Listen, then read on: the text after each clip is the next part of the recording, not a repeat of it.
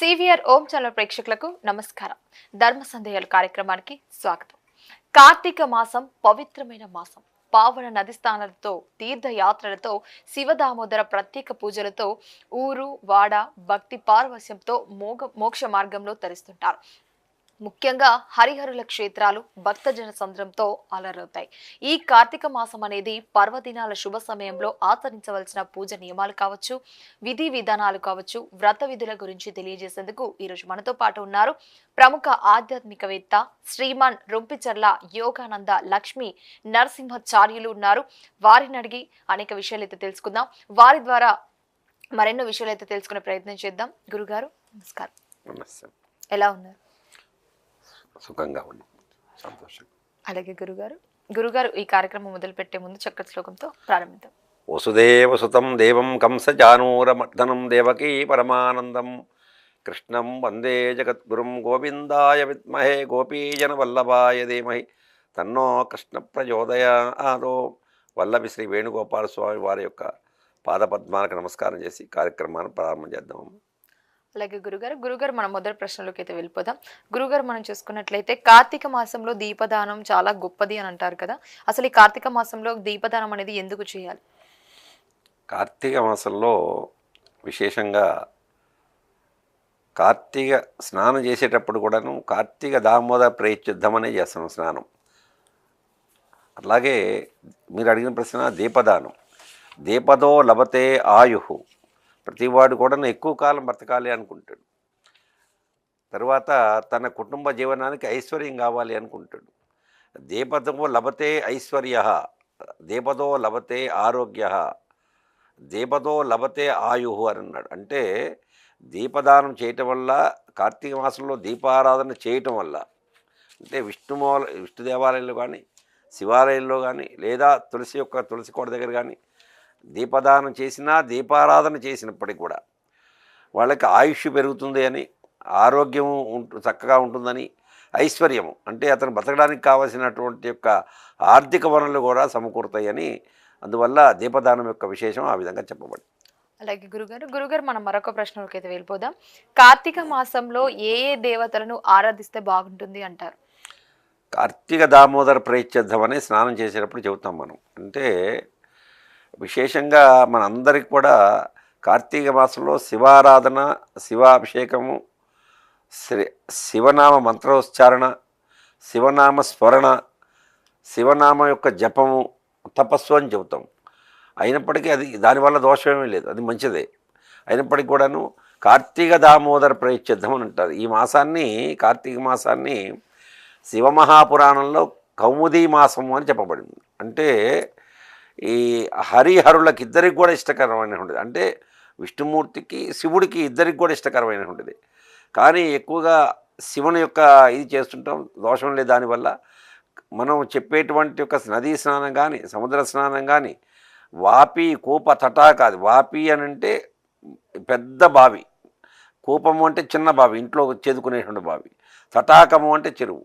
ఎక్కడ స్నానం చేసినప్పటికి కూడాను కార్తీక దామోదర ప్రేత్యుద్ధము అని మాత్రమే చేస్తాం మనం స్నానం.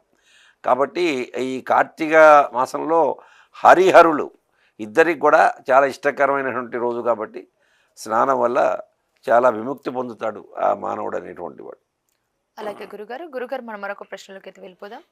గురుగారు, ఈ కార్తీక మాసంలో ఉత్పత్తి ఏకాదశి తిథి మహిమ అని అంటారు కదా, అసలు ఇది ఏకాదశి తిథి మహిమ ఏమిటై ఉంటుందంటారు? ఏకాదశి, కార్తీక మాసంలో ఉన్నటువంటి ఏకాదశిని, శుద్ధ ఏకాదశిని ఉత్తాన ఏకాదశి అంటారు. ఈ ఉత్తాన ఏకాదశి అంటే ఈ ఉత్తాన ఏకాదశితో చాతుర్మాసి యొక్క దీక్ష పరిసమాప్తం అవుతుంది. ఈ చాతుర్మాస్యం యొక్క దీక్ష ఆషాఢ శుద్ధ ఏకాదశి రోజున శయన ఏకాదశి అంటారు. ఆ రోజు నుంచి ప్రారంభమై ఆషాఢం, శ్రావణం, భాద్రపదం, ఆశ్వీజం, కార్తీకం అంటే 4 నెలలు. చాతుర్మాస్యము అంటే చాతు అంటే 4, మాస్య అంటే మాసములు, 4 మాసాలు భగవంతుడు ఆషాఢ శుద్ధ ఏకాదశి మొదలుకొని కార్తీక శుద్ధ ఏకాదశి వరకు కూడా శయనించి ఉంటాడు, అంటే పండుకొని ఉంటాడు. ఈ సమయంలో రాక్షసులకి చాలా బలకరమైనటువంటి రోజు. ఈ దక్షిణాయనం కూడా వస్తుంది దీంట్లోనే. అదే కాకుండా ఆయన పండుకొని ఉంటాడు కాబట్టి రాక్షసులకి చాలా బలకరమైనటువంటిగా చెబుతారు. కార్తీక శుద్ధ ఏకాదశి, మీరు అడిగినటువంటి ఏకాదశి ఉత్థాన ఏకాదశి. ఈ ఏకాదశి రోజున ఆయన శయన నుంచి లేస్తాడు, అంటే లేచి మేల్కొని ఉంటాడనమాట, మేల్కొంటాడు ఈ రోజున. కాబట్టి ఋషీశ్వరులకు కానీ, గృహస్థులకు కానీ, వానప్రస్థులకు కానీ, బ్రహ్మచారులు కానీ ఎవరైనా కూడాను ఈ చాతుర్మాస్య దీక్షలో 4 నెలలు కూడాను ఒకచోటే ఉండి వారి వారి ఆశ్రమ ధర్మాన్ని, వారి యొక్క ఆగమశాస్త్రాన్ని బట్టి ఒక చోటనే ఉండి దేవుని యొక్క ఆరాధన చేస్తారు. అదొకటి. మరొకటి ఇంకోటి దీంట్లో ఉన్నటువంటి ఒక రహస్యం ఏంటంటే, పీఠాధిపతులకు ఒక నియమం ఉంది. ఏ గ్రామం ఏకదినం వా పట్టణేన పంచదినం వా అని. అంటే వాళ్ళ ఆశ్రమంలోంచి బయటకు వచ్చిన తర్వాత గ్రామం అయినట్లయితే ఒకరోజు రాత్రే ఉండాలి అక్కడ. అదే పట్టణం అయినట్లయితే 5 రాత్రులు ఉండవచ్చు. ఒకవేళ అదే పట్టణంలో 7వ రాత్రో 6వ రాత్రి ఉండాలనుకుంటే 5 రాత్రులు అయిన తర్వాత పక్కనున్నటువంటి మరో గ్రామానికో మరో పట్టణానికి వెళ్ళి ఒకరోజు అక్కడ నిద్ర చేసి మళ్ళీ వచ్చి 5 రోజులు కంటిన్యూగా ఇక్కడ చేయవచ్చు. ఆ యొక్క నియమం ఉంది. అట్లాగే ఒక గ్రామంలో ఒకరోజు అయిన తర్వాత అదే గ్రామంలో మరొక రోజు కూడా ఉండవలసి కనుక వచ్చేసినట్లయితే పక్కనున్న గ్రామంలో ఒకరోజు ఉండి మరియు ఈ గ్రామానికి వచ్చి మరొక రోజు ఉండవచ్చు. ఒక పీఠాధిపతులకి, ఆశ్రమాధిపతులకి, వీరికి వానప్రస్థులకి ఒక నియమం ఉంది. ఈ నియమం అనేటువంటిది చాతుర్మాస్యంలో ఉండదు. చాతుర్మాస్యంలో ఎక్కడైనా కూడా వారి వసతి కొద్ది 4 నెలలు ఒక్క చోట ఉండొచ్చు. ఈ 5 రోజుల వరకు ఉండాలని కానీ, గ్రామంలో ఒకరోజు ఉండాలని కానీ నియమం లేదు. ఎందుకోసం అనంటే ఈ ఆషాఢ శుద్ధ ఏకాదశి మొదలు కార్తీక శుద్ధ ఏకాదశి, ఉత్థాన ఏకాదశి వరకు కూడా ఇది పూర్తి వర్షాకాలం. ఎక్కడికి కూడా ఇప్పటిలాగా ఈ కార్లో మరొకటో, ఫ్లైటో, లేకపోతే రైల్లో ఇలాంటివి రవాణా సౌకర్యం ఉండేది కాదు. పూర్వం ఒకప్పుడు ఈ గుర్రాలతో ఉన్నటువంటి బండ్లు కానీ, ఎడ్లతో ఉన్నటువంటి బండ్లు కానీ ఇవి మాత్రమే ఉండేవి ఒక ఊరి నుంచి ఒక ఊరికి వెళ్ళాలంటే ఆశ్రమాధిపతులకి.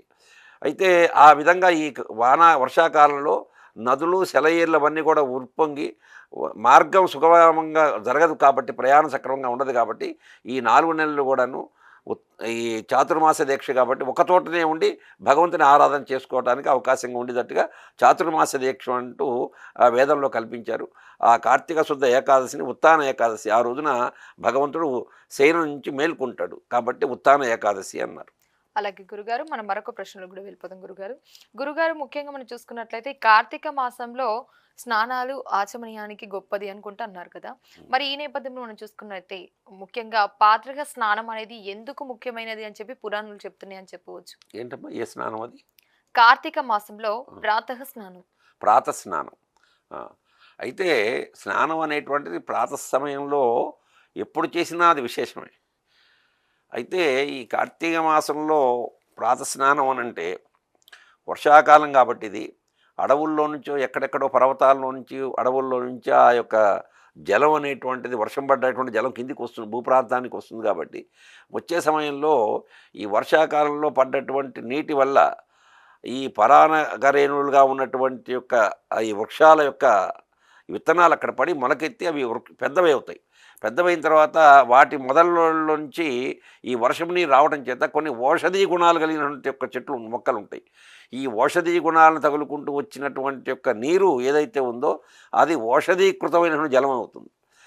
ఆ ఔషధీకృతమైనటువంటి జలం ఏదైతే ఉందో సూర్యోదయానికి 1 గంట, గంటన్నర మాత్రమే సూర్యుని యొక్క కిరణాలు ఆ యొక్క జలం మీద పడినట్టయితే అవి అమృతత్వ ద్వారాలాగా అవుతాయి అన్నమాట. అంటే ఆరోగ్యానికి చాలా విశేషమైనటువంటిది. కాబట్టి ప్రాతః స్నానం అనేటువంటిది ఎప్పుడూ మంచిదే. అదే కాకుండా కార్తీక మాసంలో వర్షాకాలం రోజులు కాబట్టి అవి ఎక్కడెక్కడి నుంచో అడవుల్లో వనమూలికల్లో ఉన్నటువంటి వాటిలో నుంచి వస్తుంటాయి కాబట్టి ఆ జలం అనేటువంటిది ప్రాతః స్నానం అనేటువంటిది చాలా విశేషమైనటువంటిది అని చెప్పుకుంటున్నాను. అలాగే గురుగారు మనం మరొక ప్రశ్నలో కూడా వెళ్ళిపోదాం. ఈ కార్తీక మాసంలో ఏ నది స్నానం అనేది శ్రేష్టమైనదిగా భావిస్తారు? అదేవిధంగా సముద్ర స్నానం అనేది చేయవచ్చు అంటారా? కార్తీక మాసంలో మనకి వాస్తవంగా జీవనది స్నానం అని చెప్పారు. ఈ జీవనది స్నానం కూడాను దీంట్లో అంతరార్థం ఒకటి ఉంది. ఈ భాద్రపదం, ఆశ్వీజం ఈ 2 నెలలు కూడాను స్త్రీలకు ఎలా రజోదోషం ఉంటుందో నదులకు కూడా రజోదోషం ఉంటుంది అనమాట. అంటే ఆ 2 నెలలు కూడా ఆ నదిలో స్నానం చేయకూడదు అన్నారు. అయితే ఆ నది అంటే ఎంత ఉండాలి ప్రమాణం అనుకుంటూ చెప్పుకుంటూ వచ్చారు. కనీసం 1000-2000 ధనస్సుల యొక్క ప్రమాణం అంటే బారు ఉన్నటువంటిది అయితే అది నది కిందికి వస్తుంది, అంతకంటే ఎక్కువగా ఉన్నటువంటిది అని. కాబట్టి గంగా, యమున, సరస్వతి అనేటువంటిది రజోదోషం లేనటువంటివి. లేనటువంటి నదులు, ఆ నదుల్లో స్నానం చేయొచ్చు. మనం ఎక్కడ జన్మించామో జన్మించినటువంటి దగ్గరలో ఏ జీవనది అయితే ఉందో అక్కడ స్నానం చేయొచ్చు. అదే కాకుండా ఉత్తమోత్తమైనటువంటి కార్తీక మాసంలో, కార్తీక మాసం అనే విశేషం చెబుతాం కానీ మాఘమాసంలో గంగా స్నానం చెప్పాడు విశేషంగా. మనం కార్తీక మాసంలో గంగా స్నానం చేసినప్పటికి కూడాను మాఘమాసంలో ఖచ్చితంగా గంగా స్నానం అనేటువంటి చాలా విశేషంగా చెప్పుకుంటూ వచ్చారు. అయితే ఈ గంగ అంటే గంగా నది నదులలో కూడా చాలా విశేషమైనటువంటిది, విశిష్టత కలిగినటువంటిది, పవిత్రత కలిగినటువంటిది గంగా నది. కాబట్టి ఈ కార్తీక మాసంలో అందరూ కూడాను గంగా స్నానం చాలా విశేషం మిగతా నదులన్నిటికన్నా కూడాను. అయినప్పటికీ అందరికీ ఈ వెళ్ళి స్నానం చేయడానికి కుదరదు కాబట్టి వారు జన్మించినటువంటి ఒక ప్రదేశంలో ఏదైతే ఉందో ఆ ప్రదేశంలో దగ్గరలో ఉన్నటువంటి ఒక జీవనదికి వెళ్ళి స్నానం చేయటం అనేటువంటి ముఖ్యం. ఏదైనా నదీ స్నానం అనేటువంటి ప్రాముఖ్యత ఈ కార్తీక మాసంలో. అలాగే గురుగారు మనం మరొక ప్రశ్నలో కూడా వెళ్ళిపోదాం. ఈ కార్తీక మాసంలో మీరు అన్నట్లుగా అన్ని దానాలకెల్లా దీపదానం గొప్పది అని చెప్పారు కదా, అదే విధంగా వృక్షదానం అనేది ఎందుకు శ్రేష్టం అని తెలియజేశారు. అదే విధంగా తులసి మొక్కలు పంచటం అనేది పుణ్యం అంటారా? మా ఈ కార్తీక మాసంలో క్షీరాబ్ది ద్వాదశి అని చెబుతారు. అంటే క్షీరాబ్ది ద్వాదశి ఈ కృష్ణ భగవానుడు అంటే విష్ణుమూర్తి రూపంలో ఉన్న కృష్ణ భగవానుడికి తులసీదేవికి ఇద్దరికి కూడా వివాహం చేస్తారు. అదే కాకుండా పరమాత్మ ఒకానొక సందర్భంలో విష్ణు మహాపురాణంలో అన్ని పూల కన్నా కూడా ఒక తులసీ దళం పెట్టి నన్ను అర్చన చేసినట్టయితే నేను సంతృప్తి చెందుతాను అని విష్ణుమూర్తి చెప్పాడు. అదే కాకుండా ఈ కార్తీక మాసంలో తులసి అనేటువంటిది చాలా విశేషం. ఎవరైనా కూడా ఇంట్లో హైందవులు అనేటువంటి వాళ్ళు తులసి మొక్క లేకుండా ఉండటానికి వీల్లేదు. తులసి మొక్క పెంచుకోవాలి మన యొక్క సౌకర్యాన్ని బట్టి. ఇప్పుడు ఉన్నటువంటి అపార్ట్మెంట్లు లేకపోతే ఇవో విల్లాలు ఇలాంటివి ఉన్నటువంటి చోట కొన్ని చోట్ల వాళ్ళకి సాధ్యపడటం లేదు. కానీ ప్రతి వాళ్ళు కూడాను వాళ్ళ సౌకర్యాన్ని బట్టి ఇప్పుడు చిన్న చిన్న కుండీలు ఉన్నాయి, పెద్ద ఇల్లు పెద్దగా ఉన్నట్టు పెద్దగా పెట్టుకోవచ్చు, చిన్న అపార్ట్మెంట్లు అయితే చిన్న కుండీల్లో పెట్టుకోవచ్చు. ఏది ఏమైనప్పటికీ కూడాను తులసి పూజ అనేటువంటిది, తులసి మొక్కని పెంచటం, లేవగానే తులసి మొక్కను చూసి నమస్కారం చేయటం అనేటువంటిది చాలా విశేషం. అందున ఈ కార్తీక మాసంలో తులసి యొక్క మొక్కల్ని కనుక ఇచ్చినట్లయితే ఎవరికైనా కూడాను వాళ్ళు తులసి పూజ చేసుకుంటారు. కాబట్టి ఈ ఒకళ్ళకి తులసి పూజ చేసుకోవడానికి అవకాశం లేనటువంటి వారికి ఈ మొక్క ఇవ్వటం వలన వాళ్ళు పూజ చేసుకోవడానికి కలిగేటువంటి యొక్క సౌకర్యాన్ని మీరు కల్పించిన వాళ్ళు అవుతారు. కాబట్టి తులసి మొక్క పంచటము విశేషమే, తులసి పూజ చేయటం అనేటువంటిది కూడా చాలా విశేషమే. తులసి పూజ అనేటువంటిది ప్రప్రదమైనటువంటి హైందవ ధర్మము అది. అలాగే గురుగారు మనం మరొక ప్రశ్నలు కూడా వెళ్ళిపోదాం. ఈ కార్తీక మాసంలో ఏ పుష్పాలు శివార్చనలో ప్రాధాన్యవిగా మనం భావిస్తామంటే అతి ముఖ్యమైనవిగా మనం ఎలా భావించవచ్చు? అయితే అమ్మ ఈ కార్తీక మాసంలో శివారాధనగా చేస్తారు. దానివల్ల దోషమేం కాదు, చేయకూడదనేటువంటి నియమం కూడా లేదు. శివార్చన చేసేప్పుడు ఉమ్మెంత పూలతో కానీ, తర్వాత తెల్ల జిల్లేడు పూలతో కానీ, జిల్లేడు ఆకులతో కానీ, తర్వాత పరమేశ్వరుడికి ఏ పూలు పెట్టినా కూడా శ్వేత పుష్పాలు, తెల్లటి పుష్పాలే పెట్టాలి. ఆయన చాలా తెల్లగా ఉంటాడు మనం అనుకుంటాం కానీ ఎంత తెల్లగా ఉంటాడు అని అంటే మల్లెపువ్వు ఎంత తెల్లగా ఉంటుందో అంత తెల్లగా ఉంటాడు ఈ పార్వతీపతి. అందుకని తెల్లటి పుష్పాలు ఆయనకి ఇష్టం. అదే కాకుండా మీరు అడిగినటువంటి ప్రశ్నలో ఏది మన కార్తీక మాసంలో శివుడికి ఏ పుష్పాలు అనేటువంటిది, తెల్లటి పుష్పాలు చేయటం చాలా విశేషమైనటువంటిదే. అదే కాకుండా స్వామివారికి అక్షంతలు కూడా తెల్లటి అక్షంతలే ఉపయోగించాలి. ఇక్కడ పూజ చేసేటప్పుడు ఆశీర్వచనానికి పశుపతి అక్షంతలు ఉపయోగించాలి. అదే కాకుండా కార్తీక మాసంలో శివారాధన చేసే సమయంలో మనం చాలామందికి వచ్చిన సందేహం ఏంటంటే ఆ శివలింగానికి కుంకుమ పెడతారు. కుంకుమ పెట్టడం వల్ల దోషం లేదు. శివలింగం వరకు పరమేశ్వరుడు, చుట్టూ ఉన్న పానవట్టం ఏదైతే ఉందో అది పార్వతీదేవి. కాబట్టి శివకి పార్వతీ పరమేశ్వరుల అవినాభావ సంబంధమైనటువంటి వారు కాబట్టి దంపతులు కాబట్టి వారు ఒకచోటనే ఉంటారు. ఒకచోటనే ఉన్నప్పుడు శివలింగ పానవట్టమే పార్వతీదేవి, పైన ఉన్న లింగం ఏదైతే ఉందో అది పరమేశ్వరుడు. ఇద్దరూ కలిపి ఉంటారు కాబట్టి ఇద్దరిని పూజ చేసినంత ఫలితం కలుగుతుంది. ఏదేమైనప్పటికీ కూడా ఉమ్మెంత పూలతో చేస్తారు పూజ. ఆ రంగు విషయంలో తెల్లటి పుష్పాలతో అర్చన చేయడం చాలా విశేషమైనటువంటిది. అలాగే గురుగారు మారేడు దళాలతో కూడా చాలా విశేషమైనటువంటిది ఈ కార్తీక మాసంలో పూజ చేయడం. మారేడు దళాలతో కూడా చేయవచ్చు. చేయవచ్చు. అలాగే గురుగారు గురుగారు మరి మనం మరొక ప్రశ్నలోకి అయితే వెళ్ళిపోదాం. ఈ కార్తీక పౌర్ణమి నాడు ఈ కార్తీక మాసంలో కార్తీక పౌర్ణమి కూడా వస్తుంది కాబట్టి ముఖ్యంగా ఎలాంటి పూజలు ఆచరించాలని చెప్పవచ్చు? కార్తీక పౌర్ణమి కృత్తికా దీపోత్సవం అంటారు.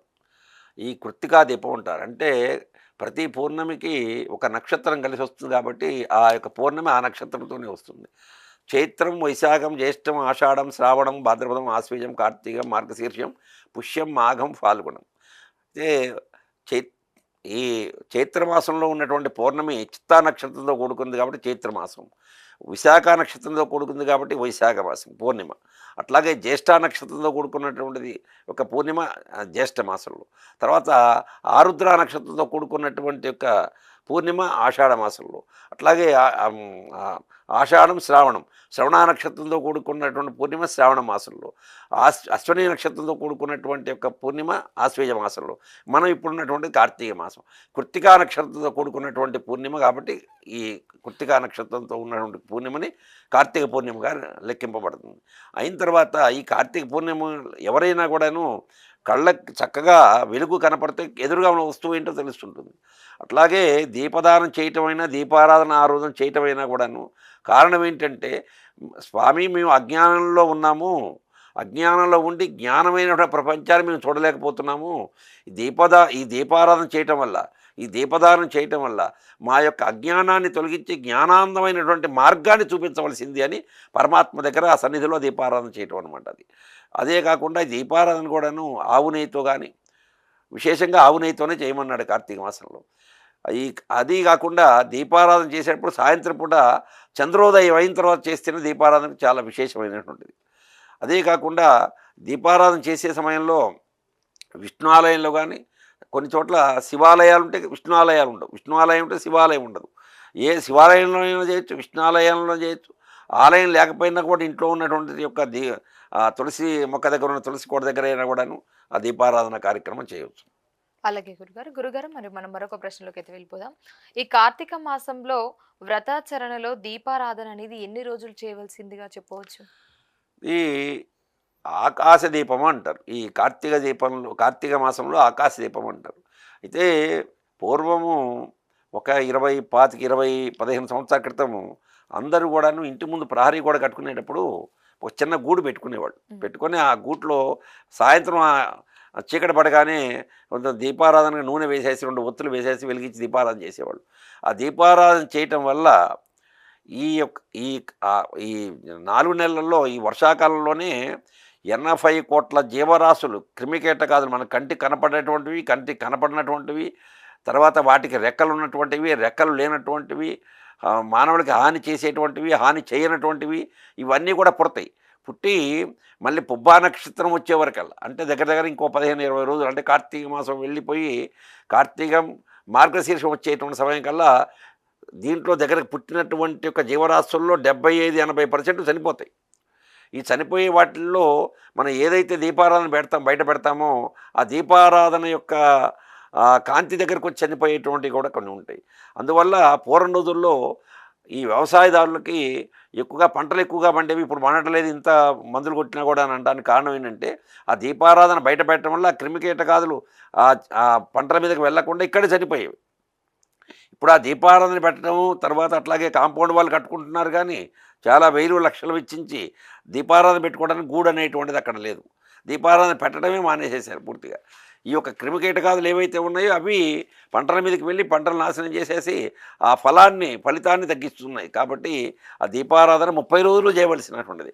అలే విష్ణాలయంలో కానీ శివాలయంలో కానీ ఆకాశ దీపాన్ని పెడతారు. ధ్వజస్తంభానికి ఒక చిన్న కాయ ఇత్తడితో కానీ రాగితో కానీ ఆ చిల్లులు ఒక 1000 చిల్లులు ఉన్నటువంటి దాంట్లో లోపల దీపారాధన చేసి సాయంత్రం పూట మన సూర్యాస్తమయంగా చంద్రోదయం కాగానే ఒక తాడు కట్టి పైకి లాగుతారు, పైకి పెట్టేస్తారు ఆ ధ్వజస్తంభం దగ్గర. ఆ ఎన్నైతే చిల్లులు ఉన్నాయో ఏ ఒక్క చిల్లులో నుంచి బయటకు వచ్చేటువంటి కాంతిని ఎవరైతే చూస్తారో చూసినటువంటి వారి యొక్క పాపాలన్నీ కూడా పటాపంచలైపోతాయి అని ఆ నెల రోజులు పెడతారు దీపారాధన. ఇంట్లోనూ పెడతారు, గుళ్ళో దేవాలయంలో పెడతారు. ఈ ఇంట్లో పెట్టడం అనేటువంటిది పూర్తిగా మానేశారు. దేవాలయం అనేటువంటిది వేద ప్రకారంగా జరుగుతున్నాయి కాబట్టి దేవాలయంలో ఈ రోజు వరకు కూడా అవి నడుస్తూనే ఉన్నాయి. కాబట్టి 30 రోజులు పెట్టవలసినటువంటిది దీపారాధన. అలాగే గురుగారు మనం మరొక ప్రశ్నలోకి అయితే వెళ్ళిపోదాం. గురుగారు ఇటు మనం చూసుకున్నట్లయితే తులసి వివాహం అనేది ఏ రోజున జరుపుకుంటే బాగుంటుంది అంటారు? అదేవిధంగా ఎవరు చేసుకుంటే మంచిది? లేకపోతే ఎవరైనా చేయవచ్చా? చేసినా కూడా ఏ సమయంలో చేస్తే బాగుంటుంది? క్షీరాబ్ది ద్వాదశి అని అంటారు దీన్ని. క్షీరాబ్ది ద్వాదశి అని అంటే ఏకాదశి రోజున పరమాత్మ దాన్ని ఉత్థాన ఏకాదశి. ఈ ఉత్థాన ఏకాదశి రోజున ఆయన స్వామి మేల్కొంటాడు. తర్వాత ద్వాదశి దాన్ని చిలుకు ద్వాదశి అంటారు. ఈ చిలుకు ద్వాదశి రోజున విష్ణు రూపంలో ఉన్నటువంటి కృష్ణ పరమాత్మ కానీ విష్ణుమూర్తిని కానీ తులసి కోట దగ్గర తులసి వృక్షం దగ్గర విష్ణు ఆలయం కూడా శివాలయంలో కానీ పెట్టేసేసి అక్కడ తులసి దామోదర కళ్యాణం అంటారు. దామోదరుడు అని అంటే మనం విష్ణుమూర్తిగానే చెప్పవలసి వస్తుంటుంది. తర్వాత అదే కాకుండా శివాలయంలో కూడా కొన్ని కొన్ని ప్రాంతాల్లో చేస్తారు. ఇది ఆ స్వామివారి విష్ణుమూర్తి యొక్క పటాన్ని పెట్టేసి కార్తీక దామోదర ప్రేచ్చిద్దామని చెప్పేసి తులసి దామోదర కళ్యాణమైన దానికి పేరు, కళ్యాణానికి పేరు తులసి దామోదర కళ్యాణమే. ఆ దామోదరుడు అనేటువంటి కృష్ణుడే కావచ్చు విష్ణుమూర్తే కావచ్చు అక్కడ ఉన్న దీన్ని బట్టేసి.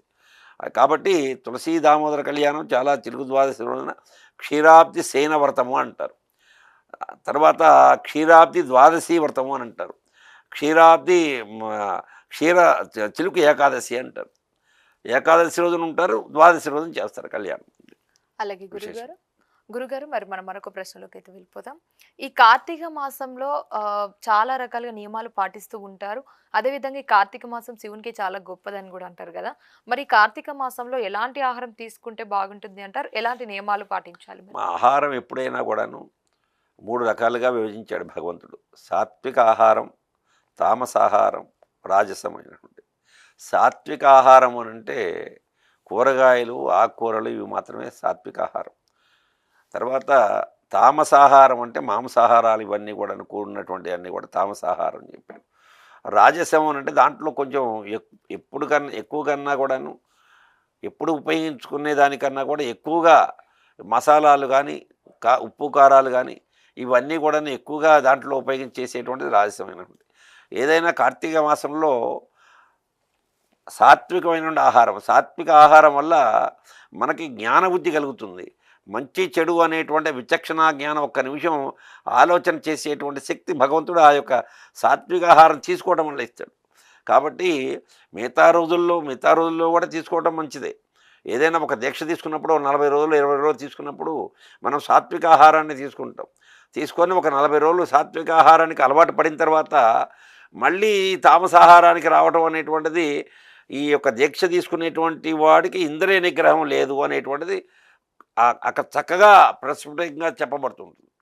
అంటే ఇతను 40 రోజులు ఏదో రకంగా ఓపికగా ఉంటాడు, తర్వాత ఇదే ప్రకారం దీంట్లోకి వస్తున్నాడు.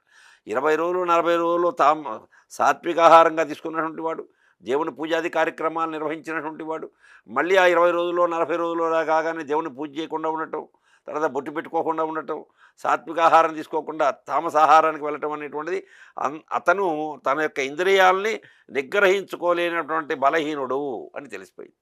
కాబట్టి ఏదైనా కార్తీక మాసంలో సాత్విక ఆహారం తీసుకోవాలి.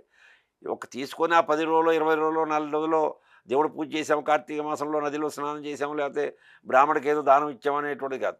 నీ యొక్క జీవితం కొంత పరిమళించాలి. ఆ నెల రోజులు చేసిన తర్వాత నీలో కొంత మార్పు రావాలి. ఆ మార్పుని తదనంతర జీవితంలో కూడా కొనసాగించాలి.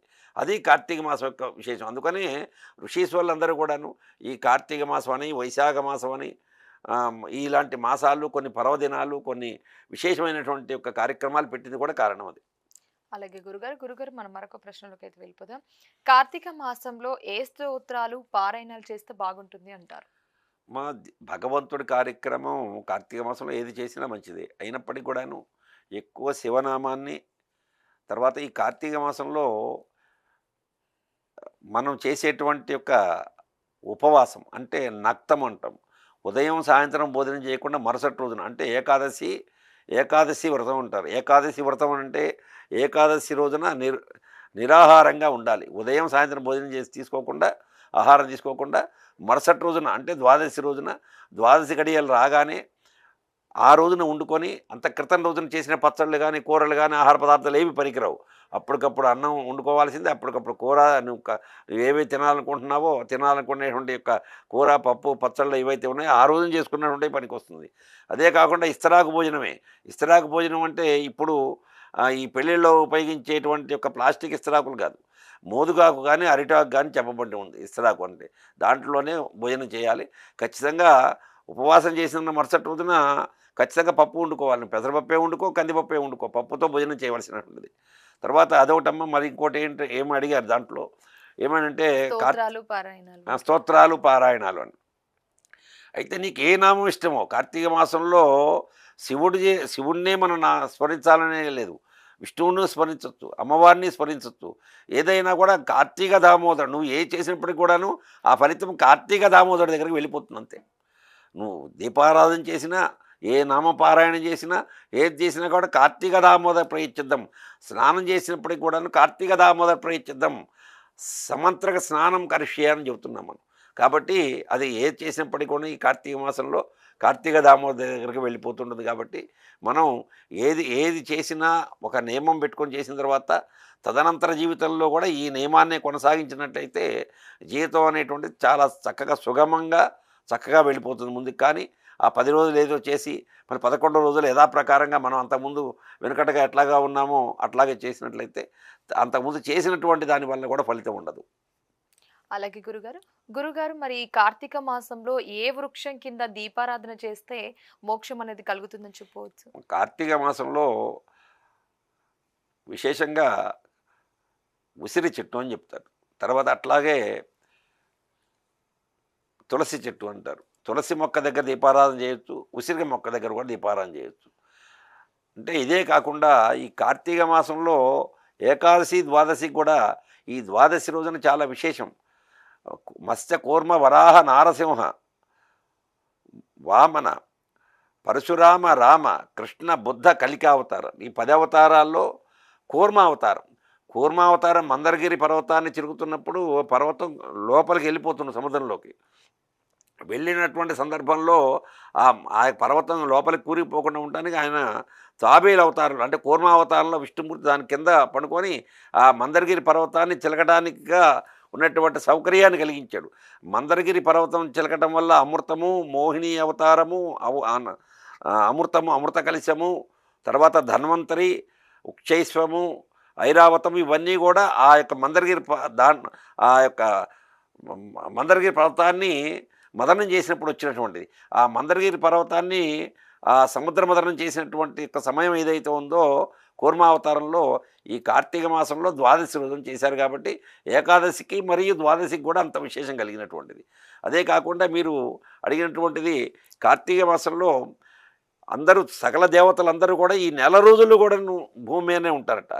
ఈ భూమి మీదనే ఉండటమే కాకుండా తులసి వృక్షం దగ్గర, తర్వాత ఆమ్ర అంటే ఈ ఉసిరి చెట్టు దగ్గరే సకల దేవతలు ఉంటారట. అదే కాకుండా భూదేవి యొక్క స్వరూపం కూడా శ్రీదేవి భూదేవి అమ్మవారి స్వామికి 2 భార్యలు.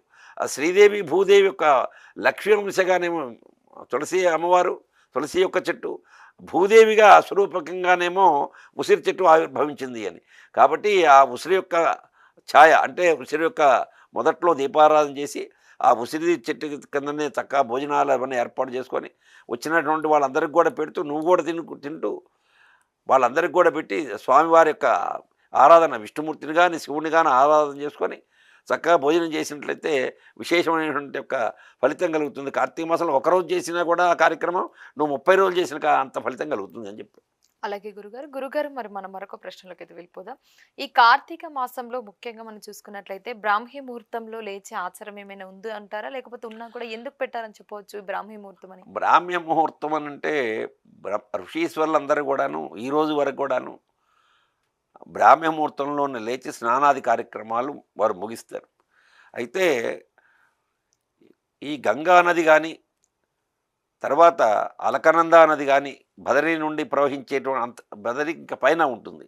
అలకనంద నది కానీ ఈ నదులన్నీ కూడాను ఆ నదీ తీర్థాన్ని మన ఇంటికి తీసుకొచ్చుకున్నప్పటికి కూడా అవి కొన్ని నెలలైనా కూడా చెడిపోకుండా ఉండటానికి గల కారణం ఏంటంటే పరమాత్మ స్నానం చేసినటువంటివి. ఆ పరమాత్మ స్నానం చేసినవే కాకుండా ఋషీశ్వరులు లాంటి గొప్ప తపస్సు చేసినటువంటి ఋషీశ్వరులు కూడాను ఆ బ్రాహ్మ్య ముహూర్తంలో వచ్చి స్నానం చేస్తారు. ఆ బ్రాహ్మ్య ముహూర్తం అనేటువంటి చాలా విశేషమైనటువంటిది. 3:30 నుంచి 4:30 వరకు ఈ బ్రాహ్మ్య ముహూర్తం అంటారు. ఆ బ్రాహ్మ్య ముహూర్తంలో భగవంతుడు చెప్పిన దాని ప్రకారంగా స్నానాది కార్యక్రమాలను చేసినట్లయితే అత్యంత కీర్తివంతుడు అవుతావు. ఆ శరీరం కూడా చాలా తేజస్తో ఉంటుంది. నువ్వు అనుకున్న పనులు కూడాను అనుకున్న దానికన్నా కూడా ముందుగానే నెరవేరుతాయి. ఆ బ్రాహ్మీ ముహూర్తంలో భగవంతుడు ఇవి పనులు చేయకూడదు అనేటువంటివి నువ్వు చేసినట్లయితే నువ్వు ఎన్ని కోట్లు సంపాదించినా 1, 2, 3, 4 ఎన్ని డిజిట్స్ ఉన్నటువంటి కోట్ల రూపాయలు సంపాదించినా కూడా భగవంతుడు చెప్పినటువంటి దానికి వ్యతిరేకంగా చేస్తే భగవంతుడు చెప్పిన దానికి ఫలితం కూడా వ్యతిరేకంగానే కలుగుతుంది. అందుకని బ్రాహ్మీ ముహూర్తం అన్ని ముహూర్తాల కన్నా కూడాను చాలా విశేషమైనటువంటిది, చాలా బలకరమైన ముహూర్తం అది. అందుకనే ఋషీశ్వరు లాంటి వారు కానీ వీరందరూ కూడాను బ్రాహ్మీ ముహూర్తంలో, అందుకనే మనందరికీ తెలిసినటువంటిది కార్తీక మాసం గురించి అడుగుతున్నారు కాబట్టి ఈ కార్తీక మాసంలో చాలామంది ఎప్పుడు చేసుకున్నటువంటి వారు కూడాను సత్యనారాయణ స్వామి వ్రతం చేసుకుంటారు. ఈ సత్యనారాయణ స్వామి వారి వ్రతంలో ప్రథమాధ్యాయంలో ఏకదా నైమిసారణ్యే ఋషయా సౌనకాదయ అని అన్నాడు. అంటే ఈ నైమిసారణ్యంలో సౌనక మహర్షులు సూతమహాముని చూచి నమస్కారం చేసి ఆ యొక్క వ్రతాన్ని ఎప్పుడు చేయాలి అని అడిగినప్పుడు ఆయన ప్రప్రదమైనటువంటి 2వ శ్లోకంలో చెప్పాడు. ఎవరైతే సత్యనారాయణ స్వామి వ్రతం చేసుకుంటారో ఈ వ్రతం చేసుకునే వాళ్ళు బ్రాహ్మీ ముహూర్తంలోనే లేచి అభ్యంగన స్నానం ఆచరించి నూతన వస్త్రాలను ధరించి ఆ యొక్క స్వామివారి యొక్క పూజాది కార్యక్రమం నిర్వహించుకోవాల్సింది అని. అంటే పరమాత్మకి కృతాయుగం, త్రేతాయుగం, ద్వాపరయుగం, కలియుగం. ఇది కలియుగం నడుస్తుంది. కలియుగం 5125వ సంవత్సరం. ఈ కలియుగంలో మానవులు ఆ బ్రాహ్మణ ముహూర్తంలోనే నిద్రపోతులు అవుతారు, నేను లేవకుండా ఉంటారు. కాబట్టి విశేషంగా ఈ వ్రతాది కార్యక్రమాల్లో ప్రత్యేకంగా బ్రాహ్మీ ముహూర్తంలోనే మేల్కాంచి అని చెప్పినటువంటి నొక్కి వక్కాణించడం పరమాత్మ కారణం ఏంటంటే ఆ రోజు చేసుకునే ఆ ఒక్కరోజన్నా కూడా బ్రాహ్మీ ముహూర్తంలో లేస్తాడు, చక్కగా లేచి ఆ కార్యక్రమం వాడు అనుకున్నటువంటి కార్యక్రమం ఏందో నెరవేర్చుకుంటాడు అనేటువంటి విశేషంతో చెప్పుకుంటూ వచ్చారు. కార్తీక మాసంలో అందరూ చేసుకుంటారు కాబట్టి ఆ సత్యనారాయణ స్వామి వారి యొక్క వ్రతం గురించి మాత్రం ప్రత్యేకంగా ఉటంకించడం జరిగింది. అలాగే గురుగారు మరి మనం మరొక ప్రశ్నలకైతే వెళ్ళిపోదాం. గురుగారు మరి కార్తీక మాసంలో ముఖ్యంగా మనం చూసుకున్నట్లయితే మీరు అన్నట్లుగా ఇదివరకు కూడా చెప్పారు దామోదర మాసం అని కూడా అన్నారు. అసలు ఈ దామోదర మాసం అని ఎందుకు అని ఉంటారు?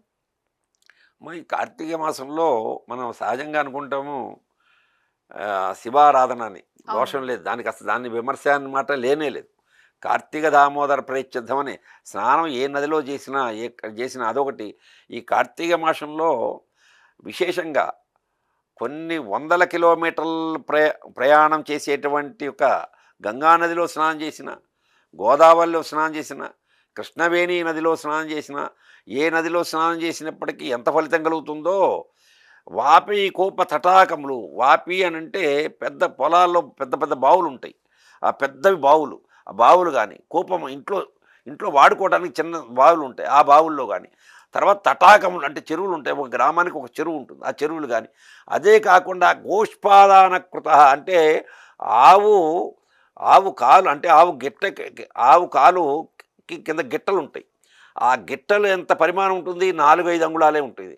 ఆ 4-5 అంగుళాల ఏది గోవు యొక్క గిట్టల పరిమాణం అంత ఉన్నటువంటి యొక్క గుంటలో కూడా నీళ్ళు ఉన్నట్లయితే ఆ గుంటలో ఉన్నటువంటి నీళ్ళల్లో కూడా ఈ కార్తీక మాసంలో నువ్వు నెత్తి మీద చల్లుకున్నప్పటికీ కూడా చాలా విశేషం అని అంట. ఎందుకోసం అంటే పుష్కరుడు దాంట్లో ఉంటాడు.